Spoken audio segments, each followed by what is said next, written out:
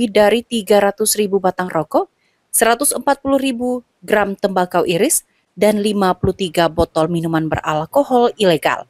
Total nilai barang hampir mencapai 500 juta dengan potensi kerugian negara yang diperkirakan sebesar lebih dari 300 juta. Ini adalah penindakan dari tahun 2023 dan 2024. 345.868 batang rokok ilegal yang tidak memenuhi ketentuannya. Kemudian terdapat juga 140.000 gram tembakau iris yang juga tidak memenuhi ketentuan di bidang cukai. Dan juga terdapat 53 botol minuman mengandung etil alkohol. Nah, itu yang menjadi barang hasil penindakan yang dimusnahkan pada hari ini. Kegiatan ini merupakan bentuk komitmen Bea Cukai Pangkalan Bun dalam memberantas peredaran barang ilegal, serta melindungi kepentingan negara dan masyarakat. Dari Kabupaten Kota Waringin Barat, Yepta, TVRI Kalimantan Tengah melaporkan. Ya pemirsa, pastinya pemusnahan tersebut sesuai dengan peraturan perundang-undangan yang berlaku dan juga seperti yang disampaikan sebelumnya bahwa pemusnahan ini bertujuan untuk memberantas peredaran barang ilegal serta melindungi kepentingan negara dan juga masyarakat. Tadi informasi dari Kota Waringin Barat, kita beralih sedikit pemirsa ke Kabupaten Kota Waringin Timur, di mana seorang ibu rumah tangga jadi korban pembegalan di Sampit, Kota Waringin Timur. Selain kehilangan tas berisi handphone dan uang, korban juga mengalami luka serius akibat terseret waktu hendak mempertahankan tasnya. Inilah video amatir yang memperlihatkan kondisi mengenaskan seorang korban pembegalan di Sampit, Kota Waringin Timur. Dalam video yang beredar, korban yang bersimbah darah tampak sedang mendapatkan pertolongan oleh warga. Aksi pembegalan ini terjadi di Jalan Nanas 4 di saat kondisi jalan sedang sepi. Korban yang bernama Tessa Nopita Sinaga mengaku sempat curiga lantaran dibuntuti oleh 2 orang pelaku yang mengendarai sebuah sepeda motor. Korban lantas mempercepat laju kendaraan, tapi para pelaku langsung merampas tas korban. Korban pun sempat terseret beberapa meter lantaran berusaha mempertahankan tasnya. Akan tetapi, para pelaku berhasil kabur setelah merampas tas berisi 2 unit handphone serta sejumlah uang. Kalau memang normal kan harusnya dia mendahului gitu nah, karena ulun sengaja memang dipelanin gitu nah. Oh ini enggak, ini kayaknya pelan, dia pelan juga. Ya udah ulun langsung tancap gas. Dia tahu kayaknya ulun nih sudah mulai ini, dia tancap gas juga. Posisi tas tuh kan di sini di depan tuh langsung itu kan rantai ya talinya. Tuh kayaknya bertarik-tarikan antara entah sadar ulun bertarik-tarikan, yang pentingnya itu gancang menarik ulun di sini nih.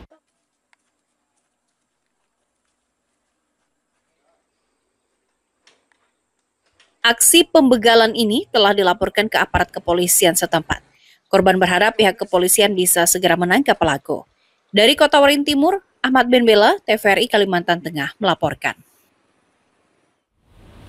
Ya pemirsa, pastinya dari kasus pembegalan ini menjadi bentuk kewaspadaan bagi kita semua untuk lebih berhati-hati ketika berkendara, dan juga pemirsa, kita juga bisa menghindari pembegalan dengan berbagai macam cara, antara lain seperti memilih rute perjalanan yang ramai serta banyaknya penerangan, terus juga gunakan peralatan kendaraan yang aman, dan juga tekan klakson kendaraan jika merasa dibuntuti oleh orang yang tidak dikenal. Baik pemirsa, informasi selanjutnya akan kami sajikan untuk Anda, namun kita akan rehat sejenak setelah pariwara berikut ini.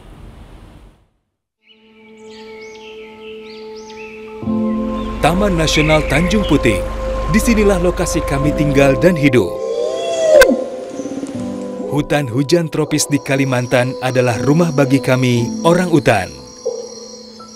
Orang utan ini adalah yang satu-satunya peninggalan nenek moyang kita, dan sangat disayangkan apabila kita tidak melindungi dan mengetahui apa sih orang utan itu.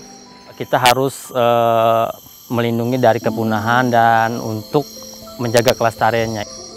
Jagalah kami dari kepunahan,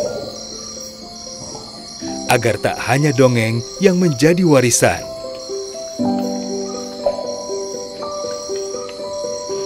Kami juga memiliki hak hidup yang sama seperti kalian, manusia.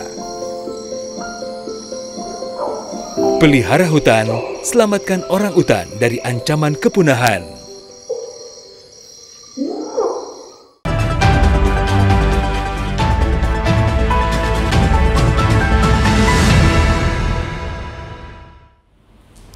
Terima kasih pemirsa, Anda masih bersama dengan kami dalam Katambung Kabar Tambun Bungai. Informasi selanjutnya datang dari Kota Palangkaraya, pemirsa, di mana Otoritas Jasa Keuangan atau OJK mengingatkan anak muda yang menunggak tagihan pinjol atau pay later itu sulit mendapatkan pekerjaan. Pasalnya, keterlambatan bayaran akan tercatat pada sistem layanan informasi keuangan OJK atau dulu dikenal sebagai istilah BI Checking. Kegiatan OJK baik di pusat maupun di daerah. Otoritas Jasa Keuangan Provinsi Kalimantan Tengah menyampaikan pinjaman online atau pinjol di Kalimantan Tengah meningkat 50% lebih. Dari data yang disampaikan pada OJK tahun 2023 sebesar 248 miliar rupiah dan pada tahun 2024 menjadi 359,53 miliar rupiah. Namun meningkatnya pada sektor vintage P2P lending atau yang dikenal dengan sebutan pinjol, pinjaman online juga dibarengi dengan peningkatan gagal bayar atau 2 kali lipat dari tahun sebelumnya. Kepala Otoritas Jasa Keuangan atau OJK Provinsi Kalimantan Tengah, Primandanu Febrian Ajis menyatakan, masyarakat untuk bijak mengambil keputusan dalam menggunakan jasa vintage P2 lending. Pasalnya, utang pinjol akan mempengaruhi kredit scoring yang tertera pada Sistem Layanan Informasi Keuangan atau SLIK OJK yang dulu dikenal dengan BI Checking. Bagi masyarakat khususnya anak muda yang masuk ke dalam daftar hitam bisa membuat sulit dapat kerja karena SLIK sendiri bisa disebut sebagai informasi berisi tingkat integritas seorang di sektor keuangan.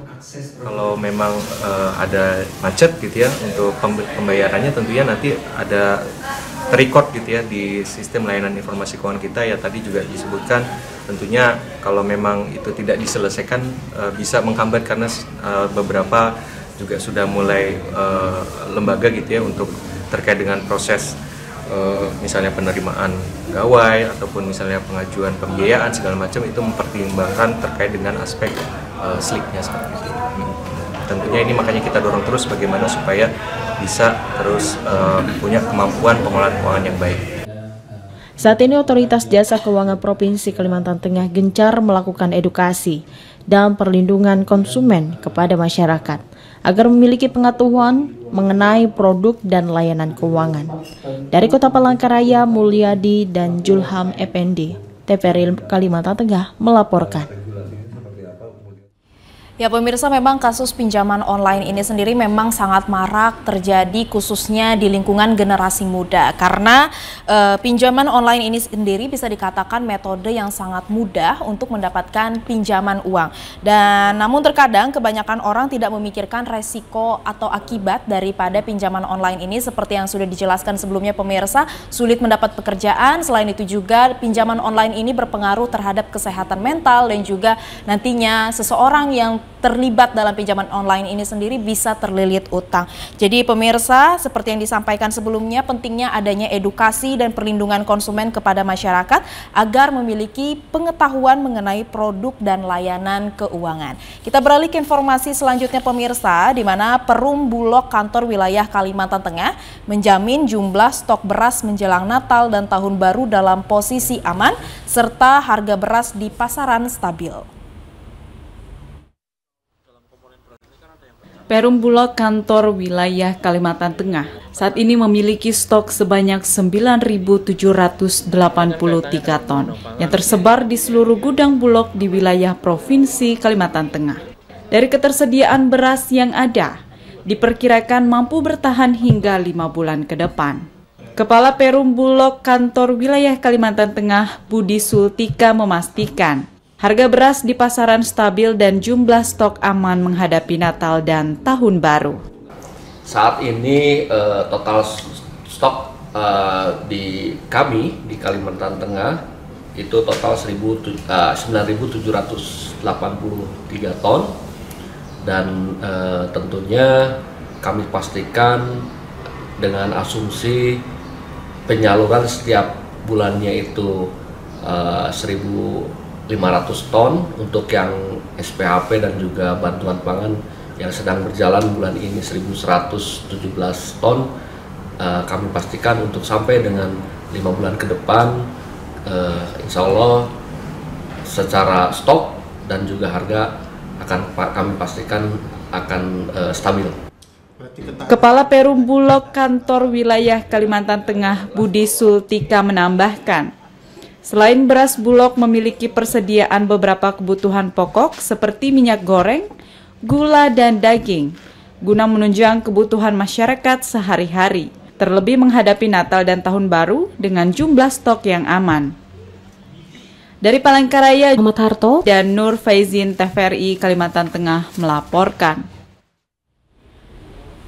Ya pemirsa, memang menjelang Natal dan Tahun Baru ini rasa khawatir terhadap kenaikan bahan pokok seperti sembako, beras, dan lain-lain itu memang sangat marak terjadi, tetapi tidak perlu khawatir karena pastinya pemerintah dan juga instansi terkait sudah melakukan berbagai macam strategi untuk mencegah kenaikan barang dan juga kelangkaan barang yang terjadi di pasaran. Kita beralih ke informasi selanjutnya pemirsa, datang dari Kabupaten Barito Utara, di mana pemerintah Kabupaten Barito Utara menyerahkan sebanyak 1.084 orang penerima manfaat program bantuan sosial 2024 berupa paket sembako.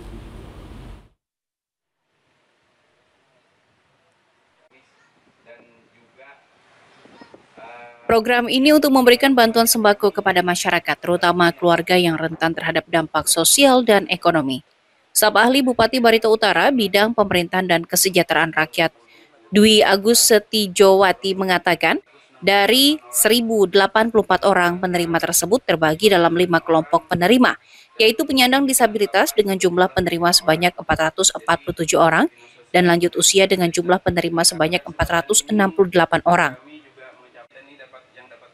Sementara Kepala Dinas Sosial Pemberdayaan Masyarakat dan Desa Kabupaten Barito Utara, Suparmi A. Aspian mengatakan, bantuan sosial bersyarat ini diberikan kepada keluarga atau yang terdaftar dalam data terpadu kesejahteraan sosial.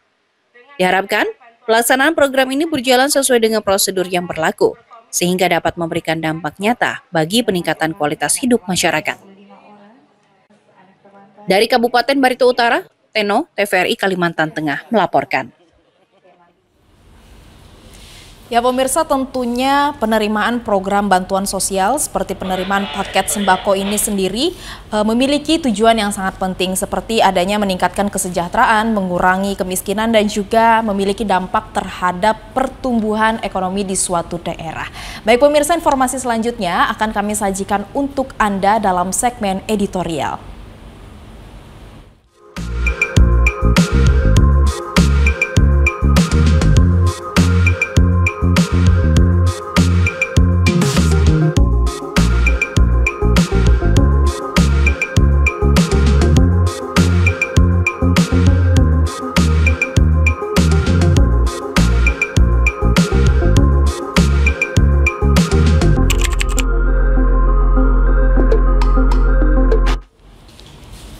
Baik pemirsa, dalam segmen editorial kali ini, informasi pertama datang dari Harian Umum Tabengan, di mana KPU siap menghadapi gugatan Willy Habib.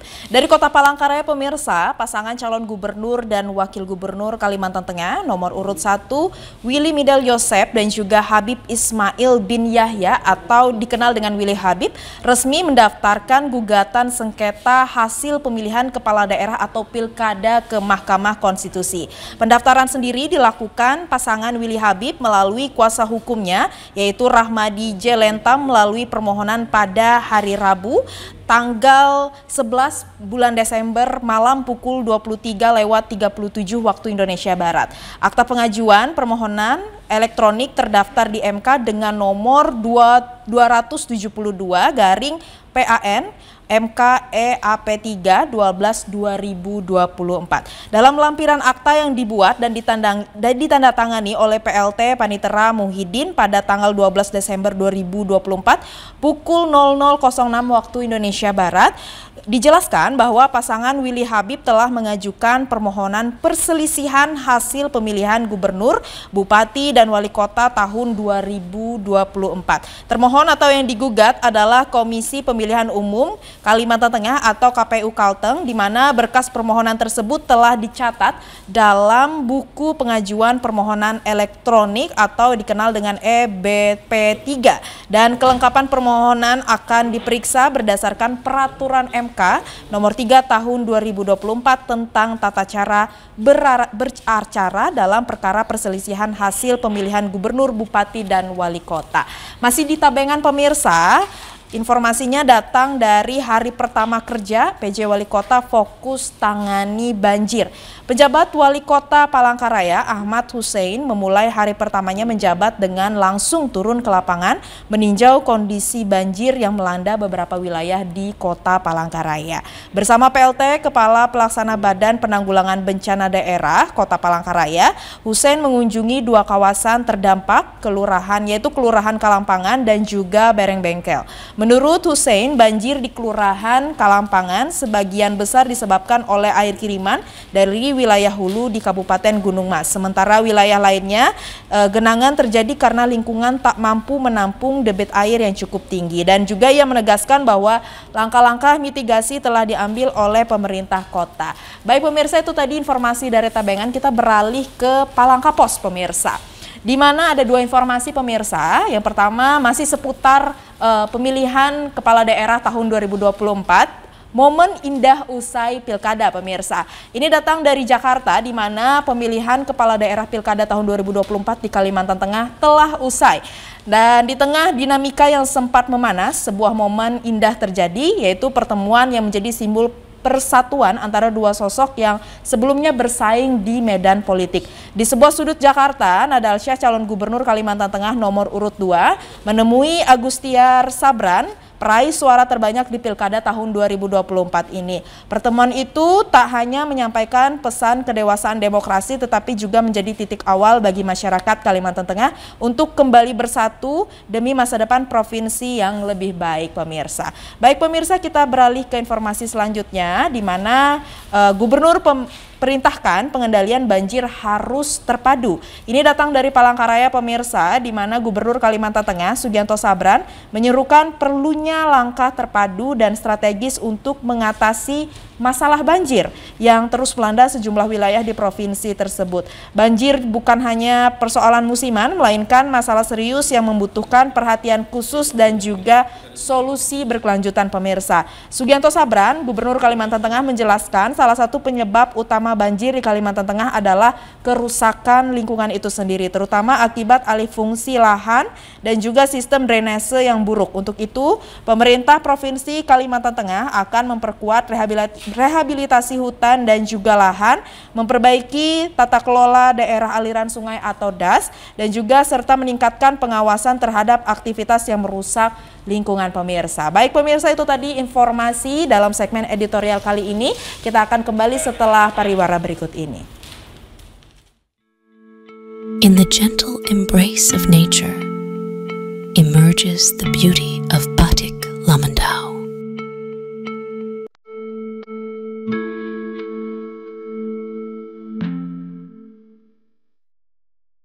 An art form seamlessly intertwined with the graceful elements of the environment, flowing alongside the meandering rivers that embrace dense forests.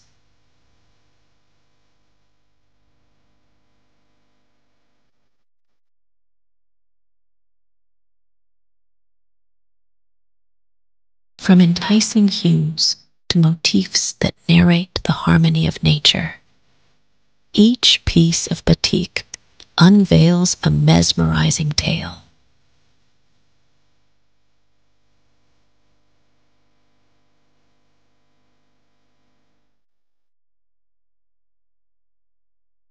Batik Lamandau, a captivating fusion of tradition's allure and nature's wonders.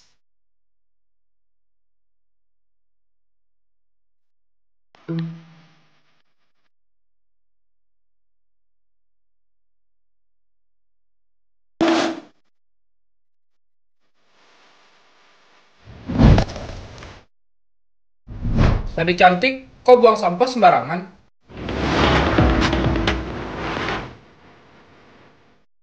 Resa, kok buang sampah sembarangan? Malu tuh sama... Malu sama siapa? Malu sama diri sendiri lah, Res.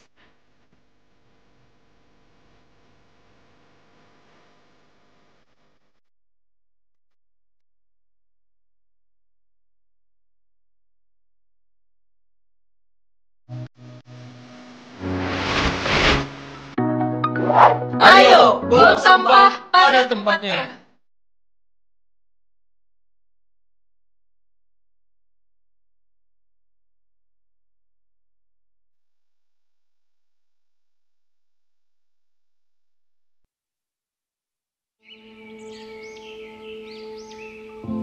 Taman Nasional Tanjung Puting. Disinilah lokasi kami tinggal dan hidup. Hutan hujan tropis di Kalimantan adalah rumah bagi kami, orang utan. Orang utan ini adalah yang satu-satunya peninggalan nenek moyang kita dan sangat disayangkan apabila kita tidak melindungi dan mengetahui apa sih orang utan itu. Kita harus melindungi dari kepunahan dan untuk menjaga kelestariannya. Jagalah kami dari kepunahan, agar tak hanya dongeng yang menjadi warisan.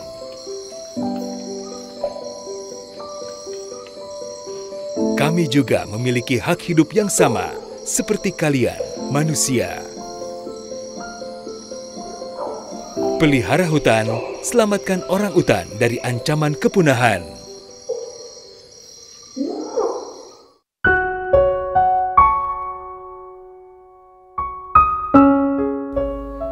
Ayahku sangat aku kagumi. Sifatnya baik, lembut, penyabar, dan rajin beribadah. Ayah kebanggaanku, tapi teman-teman selalu mengejekku karena ayahku tak mampu membelikanku sepatu. Aku sedih. Aku tahu kami memang tak mampu. Meskipun begitu, aku tetap sayang ayahku. Ayah terbaik bagiku. I love you, Ayah.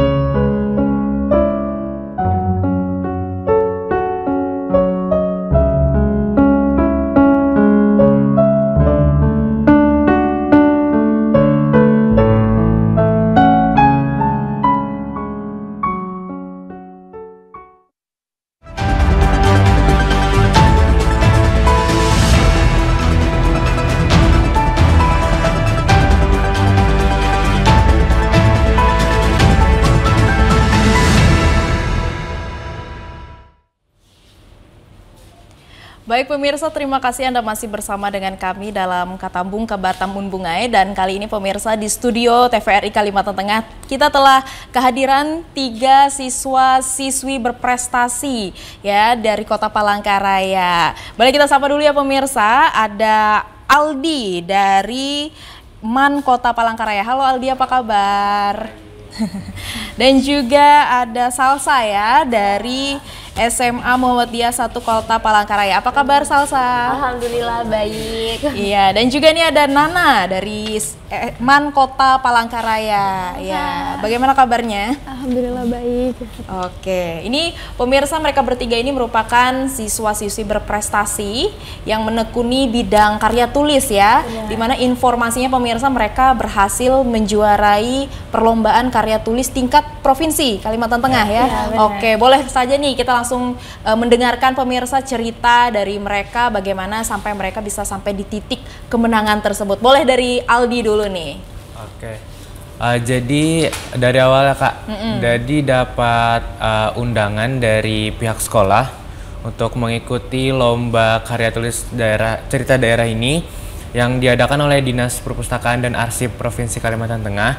Dan sebelumnya saya belum pernah sama sekali untuk mengikuti lomba yang kayak gini, dan lumayan tertarik untuk mencoba, dan saya mendaftarkan diri, dibimbing juga oleh guru-guru pembimbing di sekolah, dan Alhamdulillahnya bisa ikut lomba dan bisa mendapat juara ketiga. Wow, luar biasa. Ini juara 1, 2, 3 tuh seperti apa? 1, 2, 3. Oke, boleh. Kita dengar satu-satu ya pemirsa, ini pengalamannya seperti apa, mereka bisa mengikuti perlombaan tersebut, dan seperti apa sih perjalanan mereka, kenapa sih senang menekuni dunia karya tulis. Selanjutnya kita dengar dari Salsa nih, kenapa? Saya sebelumnya lomba karya tulis cerita rakyat ini kan udah diadain tahun 2023. Waktu tahun 2023 itu saya udah mengikuti kegiatan lomba ini dan alhamdulillah kemarin juara 3. Juara 3 juga? Oke. Selanjutnya ini Nana, gimana ceritanya? Jadi awalnya saya itu dapat undangan dari guru saya, Bu Mening, guru bahasa Indonesia. Awalnya saya tuh memang udah tertarik dengan itu karya tulis gitu. Sudah tertarik, udah lama juga nekunin. Saya udah pernah nulis juga di Wattpad. Terus karena Bu Menik tahu kalau saya punya potensi, jadi dia ngikutin saya dengan lomba ini. Terus saya juga tertarik gitu. Akhirnya alhamdulillah kemarin saya dapat juara 1. Wow, jadi yang ini pemenangnya ya. Juara 1 tadi, juara 1, juara 2, juara 3. Ini sudah berurut nih pemirsa. Jadi 1, 2, 3 seperti itu. Ini boleh juga nih, pemirsa pasti penasaran kemarin menceritakan atau menulis tentang apa nih masing-masingnya. Boleh dari juara 3 dulu nih, si Aldi. Saya kemarin mengangkat cerita tentang Topeng Sababuka, Kak. Karena kan untuk di persyaratan lombanya ini tuh harus mengangkat tema cerita yang bertemakan daerah, dan apa namanya, saya awalnya kebingungan mau ngangkat cerita apa, dan bingung nih mau ngangkat cerita apa gitu kan. Terus tiba-tiba lagi di rumah lagi santai, tiba-tiba lagi nge-scroll sosial media dan lewat itu ada orang menggunakan topeng Sababuka.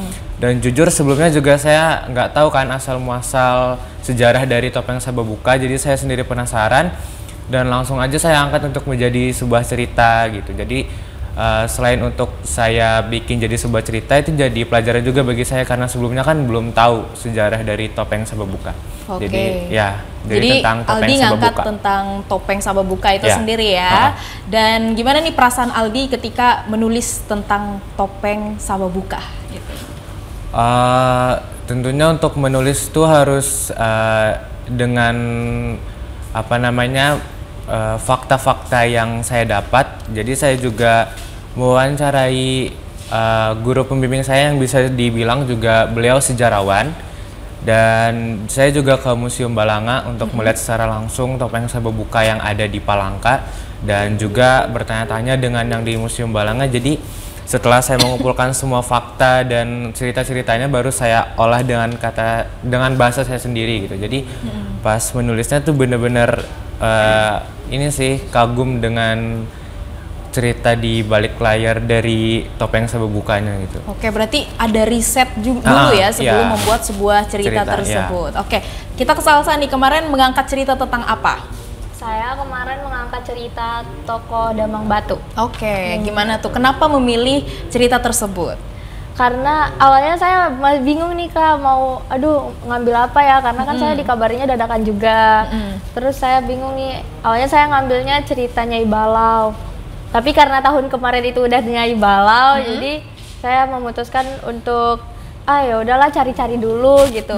Akhirnya saya mintalah tanggapan sama teman-teman saya, bagusnya cerita apa ya, karena saya kan bukan asli orang sini ya Kak, jadi saya nggak tahu terlalu banyak tentang sejarah-sejarahnya Kalimantan.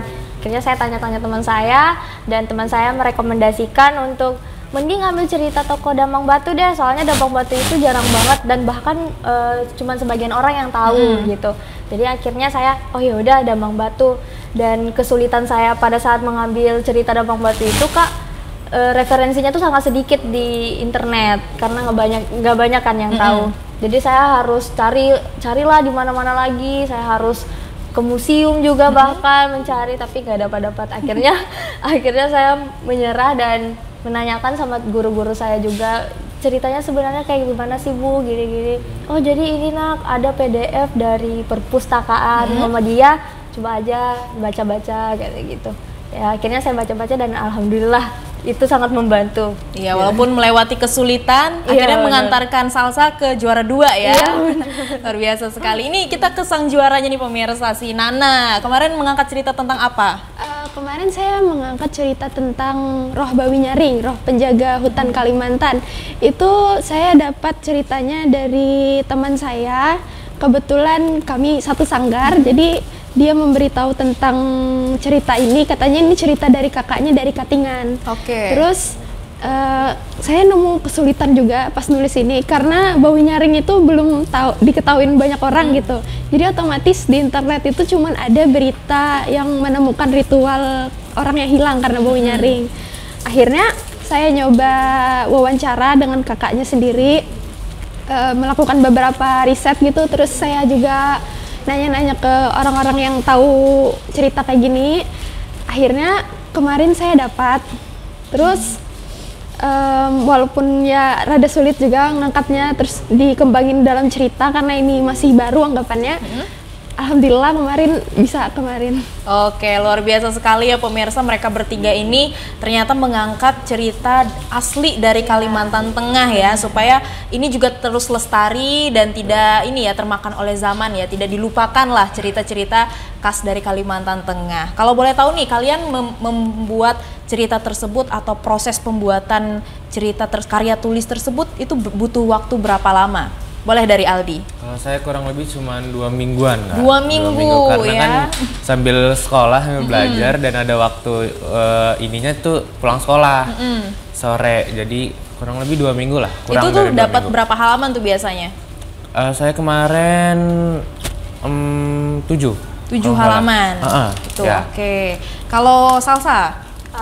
Saya kemarin sama sih kayak Aldi juga, butuh 2 mingguan gitu. 2 minggu, dapat berapa halaman? Baru setengah sih itu. Setengah ya, 2 minggu. Sampai lomba itu setengahnya itu berapa? Pas sudah mau deket-deket lomba tuh saya ngebut ngerjainnya. Jadi total berapa halaman tuh ceritanya? Saya kemarin itu 8 atau 7 gitu, saya lupa. Oke, kalau Nana sendiri? Sama kayak Aldi 2 minggu. Cuman awalnya saya tuh masih bingung mau ngangkat cerita apa. 1 mingguan itu saya mikir, wah saya ngangkat cerita apa lah supaya orang tahu gitu, yang jarang banget didengar sama orang. Akhirnya nemunya pas seminggu kemudian. Terus saya bingung masih mau nulis kayak gimana. Jadi waktu itu saya pakai sistem kebut semalam. Oke, SKS ya? Iya. Ya, alhamdulillah kemarin tuh bisa sampai 8 lembar. Akhirnya sesuai dengan yang tertulis oleh Dinas Perpustakaannya. Sesuai juknis ya, berarti ada persyaratan.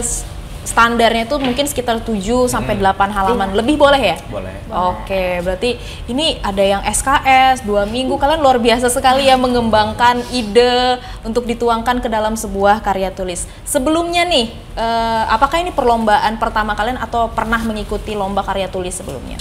Boleh dari Aldi. Pertama kali langsung juara gitu ya. Kalau Salsa? Udah 2 kali. 2 kali. Yang pertama dulu apa nih? Tentang apa? Dan yang gimana? dulu itu saya mengambil ceritanya Nyai Balau. Nyai Balau. Iya. Oke. Itu tentang apa tuh perlombaannya? Sama kayak ya? gini juga. Iya. Sama. Kalau yang kemarin itu juara berapa? Kemarin juara 3. Juara 3 ini naik ya? Naik. Juara depan 1. Udah lulus. Oke. Kalau Nana? Baru sekali. Baru sekali, langsung juara ya. Luar biasa nih pemirsa, mereka ini sekali terjun langsung dapat juara-juara ya. Ini boleh tahu nih tipsnya gimana supaya bisa menang nih dalam sebuah perlombaan. Kita baru sekali ikut langsung menang, kita ke juara satunya dulu nih gimana?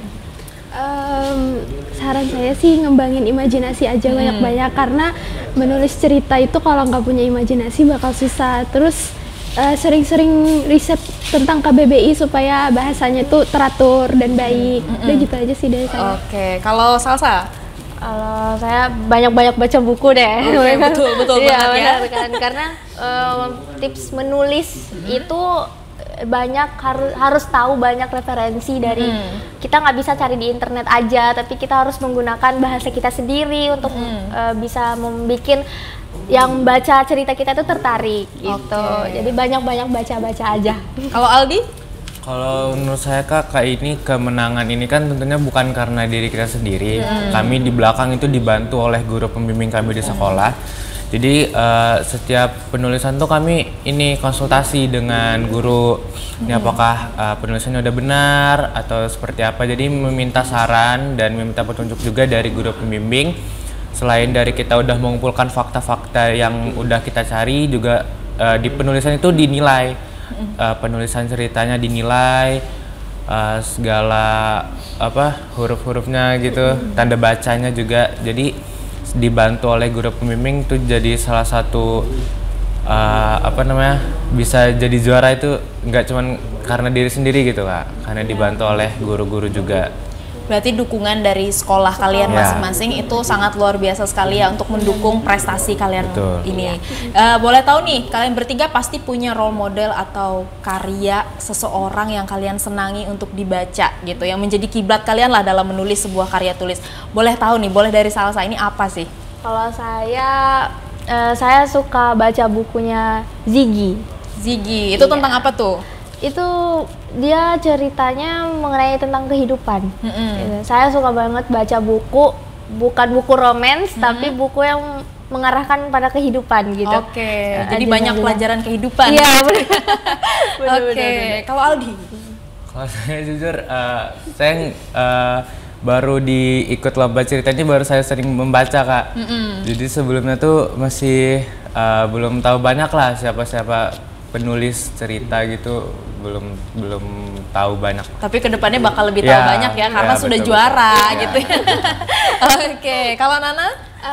Kalau saya kebetulan J.K. Rowling yang bikin buku tentang Harry Potter itu. Kalau dari Indonesia, saya sukanya sama Terelia mungkin. Tentang apa itu? Tentang kadang kehidupan juga sih Kak. Terus banyak juga sih. Kurang meriset juga kadang, oleh saya lebih suka buku-buku tentang aksi atau petualangan gitu daripada tentang kehidupan atau tentang cinta gitu. Oke, berarti apa yang sudah kalian baca itu secara tidak langsung kemarin dalam karya tulis kalian, itu kalian implementasikan tidak? Iya, saya iya. Iya, kalau Nana? Iya, tentang yang bunuh-bunuh. Seperti itu ya. Berat nih pemirsa pembahasannya. Oke. Ya. Kalian bertiga ini kan masih duduk di bangku SMA seperti itu ya, masih sekolah. Kita tahu lah pemirsa kalau sekolah itu jadwalnya padat, apalagi sekarang full day ya kalian ya, dari pagi sampai sore. Itu bagaimana cara kalian membagi waktu antara sekolah dan juga berprestasi? Boleh dari Salsa? Kalau saya menyeimbangkan aja sih Kak. Misalkan kan pagi nih sekolah sampai sore, berarti kegiatan saya cukupkan kegiatan saya sekolah sampai di situ, dan sisanya sampai malam saya mengeluarkan waktu buat baca buku, nulis juga, bikin cerpen, karena saya juga suka bikin cerpen Kak, gitu, bikin dongeng. Jadi ibaratnya saya masih bisa menyeimbangkan antara hobi saya yang ingin saya kembangkan dengan tugas-tugas sekolah saya gitu. Oke, kalau Nana? Kalau saya itu sama kayak Salsa, saya kalau udah sekolah selesai, otomatis saya juga selesai juga. Sisanya saya tuh lebih suka baca-baca cerita di Wattpad, kayak cerita-cerita fiksi remaja. Atau saya kalau misalnya punya ide langsung nuangin ke Wattpad untuk bikin cerita-cerita baru gitu. Terus saya juga nulis cerpen kayak dia, biasanya tentang cerpen kehidupan juga sih Kak. Oke, kalau Aldi ini gimana nih membagi waktu antara sekolah dan juga membuat sebuah karya tulis? Kalau saya kemarin pinter-pinter bagi waktu aja Kak, karena kan dari pagi sampai sore di sekolah, dan dari pagi sampai sore itu ada juga kan jam kos. Nah, jadi ada waktu kosong, saya ke perpustakaan, karena kami bikinnya di perpustakaan. Jadi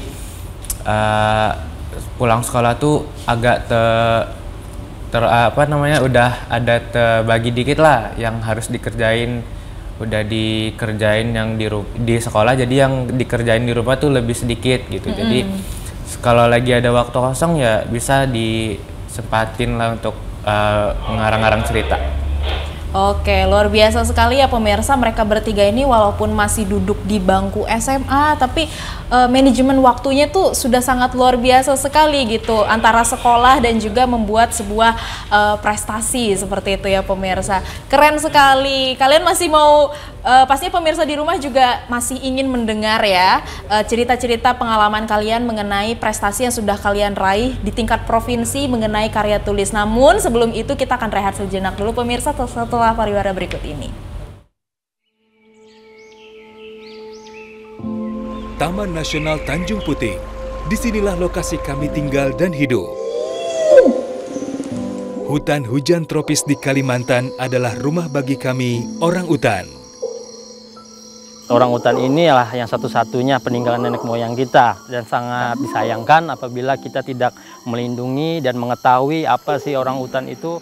Kita harus melindungi dari kepunahan dan untuk menjaga kelestariannya. Jagalah kami dari kepunahan, agar tak hanya dongeng yang menjadi warisan.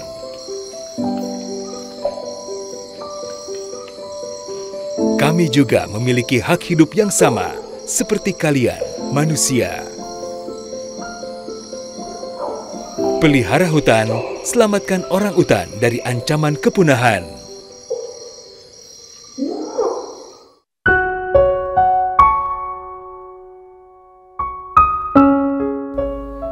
Ayahku sangat aku kagumi. Sifatnya baik, lembut, penyabar, dan rajin beribadah. Ayah kebanggaanku, tapi teman-teman selalu mengejekku karena ayahku tak mampu membelikanku sepatu. Aku sedih. Aku tahu kami memang tak mampu. Meskipun begitu, aku tetap sayang ayahku. Ayah terbaik bagiku. I love you, Ayah.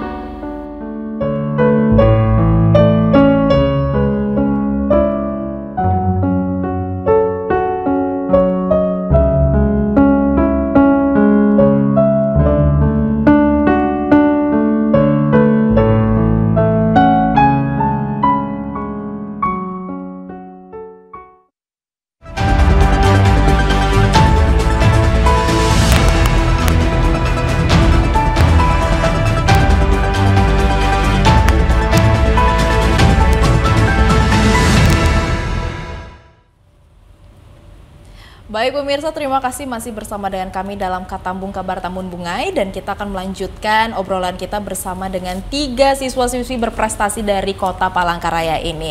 Dan pemirsa, kali ini ada penampilan spesial nih dari Nana, juara 1 ya kemarin dalam lomba karya tulis tingkat Provinsi Kalimantan Tengah, di mana Nana ini nantinya akan menyampaikan atau bercerita ya pemirsa. Jadi kita langsung saja mendengarkan dari Nana cerita yang akan didengarkan langsung oleh pemirsa di rumah. Silahkan Nana.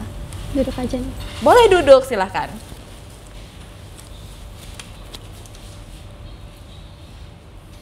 Assalamualaikum warahmatullahi wabarakatuh. Salam Om Swastiastu, Namo Buddhaya. Salam kebajikan.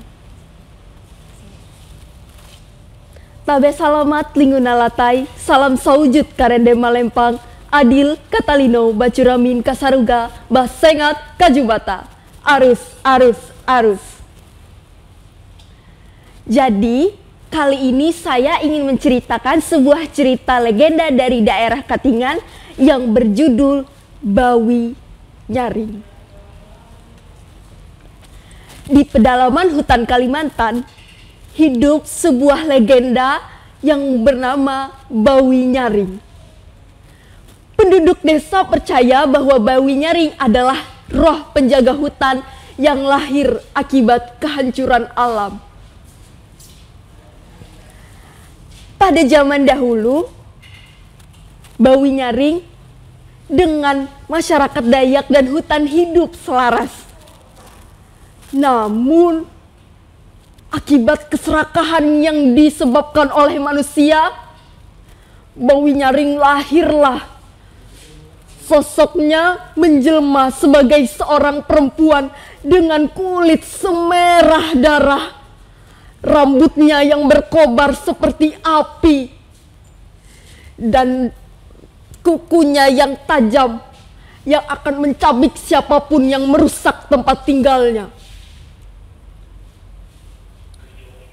Cerita ini bermula ketika sekelompok penebang kayu datang menuju desa yang dipimpin oleh Jaga Runting. Mereka berniat untuk merusak hutan, namun tetua desa yang bernama Apu Langit memperingati mereka. Hutan ini bukan sembarang hutan. Hutan ini adalah tempat tinggal sesuatu yang besar, sesuatu yang tidak pernah kalian bayangkan. Meski sudah diperingatkan seperti itu, Jaga Runting tidak peduli. Dia hanya tertawa dengan sombong dan mengelak semua peringatan tetua langit. Pada akhirnya, mereka pun berjalan menuju jantung hutan. Di malam hari suara rintihan mulai terdengar dan suara tawa dari kejauhan. Satu persatu dari mereka hilang akibat perbuatan mereka sendiri. Sosok Bawi Nyari itu pun datang dan mengelampiaskan amarahnya akibat mereka merusak tempat tinggal miliknya. Para rakyat desa percaya bahwa mereka akan dibawa ke tempat Bawi Nyari, ke dalam alam gaib yang dipenuhi kegelapan. Pesan moral dari cerita ini adalah bahwa kita sebagai manusia janganlah kita untuk merusak hutan, dan kita harus melestarikan hutan agar hutan dapat berkembang dengan baik. Kita juga harus percaya bahwa hutan Kalimantan ini dihuni oleh roh-roh dan leluhur-leluhur penjaga hutan. Sekian dari saya. Terima kasih. Wassalamualaikum warahmatullahi wabarakatuh. Yeay, luar biasa sekali. Ini pantas ya jadi juara 1, ternyata sangat mendalami ceritanya begitu ya pemirsa. Oke, ini tadi penampilan dari Nana sangat luar biasa sekali. Sebelum menutup perjumpaan kita pada pagi hari ini, boleh nih kita mendengarkan pesan dari Aldi, Salsa dan juga Nana kepada generasi muda yang masih sepantaran seumuran seperti kalian untuk mengembangkan diri dan terus berprestasi itu seperti apa? Boleh dari Aldi. Untuk teman-teman di luar sana, mari bersama-sama kita kembangkan potensi yang kita miliki dan terus mencari hal-hal baru yang belum pernah kita lakukan, dan jangan patah semangat dan terus semangat. Luar biasa, kuncinya benar, harus terus semangat, jangan patah semangat ya. Oke, dari Salsa. Buat teman-teman semuanya, tetap harus kembangin bakat dan minat kalian karena itu sangat dibutuhkan untuk kedepannya. Dan carilah referensi-referensi baru supaya apa yang kita minati itu berkembang lagi gitu. Kalau ada perlombaan atau apa-apa, walaupun nggak tahu, nggak apa-apa. Prinsip aku, apa-apa tuh dicoba dulu. Hajar aja ya. Oke, kalau dari Nana nih seperti apa pesannya untuk generasi muda? Pesanku untuk semangat terus dalam berkarya atau dalam mengembangkan bakat kalian, karena sebelumnya aku juga nggak tahu bakat aku gimana, tapi aku terus mencoba hal-hal baru, berbagai banyak hal baru meskipun aku belum pernah punya pengalaman, tapi akhirnya aku bisa. Jadi saranku, kalian terus coba-coba saja apa yang kalian mau gitu, karena kita juga nggak tahu sebenarnya bakat kita di dalam kita ini apa, jadi kita harus terus mengembangin. Gitu aja sih Kak. Jadi harus terus menggali potensi diri ya. Oke, kalau boleh tahu nih target kalian ke depannya itu apa saja? Boleh dari Nana. Banyak sih Kak target aku, tapi dalam bidang karya tulis lah. Iya. Iya. Saya mau jadi penulis sih, kayak J.K. Rowling, penulis terkenal tentang petualangan gitu. Oke. Sudah ini ya, sudah mulai dijalankan juga ya dari Wattpad serta cerpen-cerpen yang sudah dibuat oleh Nana sendiri ya. Oke. Kalau dari Salsa, target kedepannya apa? Kalau untuk aku target kedepannya semoga novel yang aku buat dari aku kelas 10 semoga jadi pada saat aku kuliah nanti. Wow, ternyata keren sekali. Pemirsa, tepuk tangan dulu nih. Ketiga siswa-siswi ini memiliki karya-karya yang sangat luar biasa sekali. Boleh di-spill nih judul novelnya apa? Atau nanti khusus waktu rilis saja? Ya, khusus waktu rilis aja. Oke, luar biasa. Kalau Aldi? Kalau saya mungkin di bidang karya tulis mungkin kalau ada tahun-tahun ke depan mungkin mau mencoba lagi yang lebih baik lagi. Dan kalau di bidang lain mungkin pengen jadi kayak KBK, bisa menjadi duta wisata Indonesia. Terima kasih. Ternyata dia sudah mengetahui saya, pemirsa. Oke. Iya, oke, terima kasih. Ya, oke, luar biasa. Terima kasih banyak untuk waktunya yang sangat luar biasa sekali dari Nana, Salsa, dan juga Aldi sudah mau berbagi pengalaman kepada pemirsa TVRI Kalimantan Tengah, berbagi cerita serta motivasi juga untuk generasi muda yang ada di rumah. Terima kasih banyak ya semuanya. Sukses terus untuk terus berprestasi dalam bidang kalian masing-masing. Oke. Baik pemirsa, itu tadi bincang-bincang kita bersama dengan ketiga siswa-siswi berprestasi dari Kota Palangkaraya, Kalimantan Tengah. Terima kasih Anda telah menyaksikan Katambung Kabar Tambun Bungai. Kami mohon undur diri dari hadapan Anda. Terima kasih dan sampai jumpa.